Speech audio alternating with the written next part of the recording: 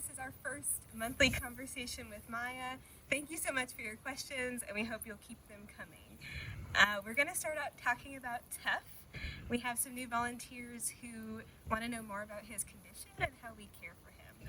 So let's start with, how long has Tuff been here? Tuff has been at the rescue for almost 3 years. It'll be 3 years in July. And how old is Tuff? He's roughly 22. Wow. Yes. And what is his condition? So he is a dwarf miniature horse, and there are 3 different types of dwarfism. I have to read this. There are achondroplasia, brachycephalic, sorry, that's a difficult word to say, and diastrophic. And he has characteristics of all 3 of those types of dwarfism. He's got the limb deformities, he's got the spinal deformities, he's got the enlarged head, the deformed jaw with overabundance of teeth. So he's got characteristics of all of those. And how do we care for him? So when he first came, we had the vet come out right away and assess him thoroughly. And one of the things that she determined was that all of his joints at this point are fused. So he is not in any pain as he moves around.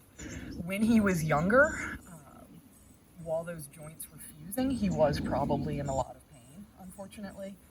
But now that they have fused, he is not in any discomfort. Our vet assessed whether he was able to eat and drink, if all of his bodily functions happened as normal. And as anyone who's cleaned his stall knows, he can pee and poop just fine.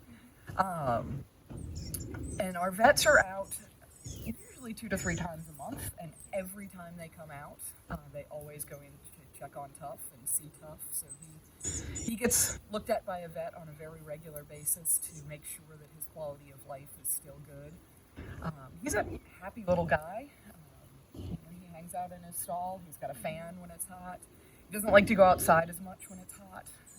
He's definitely more of a cool weather guy. But he likes to go out. He likes to go visit. If we've got somebody down in little mini paddocks, or if there's a mayor next to him or something like that, except for McGillis, who's not very nice to him. So yeah, he's got a pretty good life. We just make sure that we keep on top of it, and his feet get trimmed every 3 to 6 weeks, depending on what they need and how quickly they're growing. Because of the way his hind feet are turned in, you can't trim them so that they look like normal hooves. But he is actually walking on the side of his hoof, not on any soft tissue. So walking doesn't cause him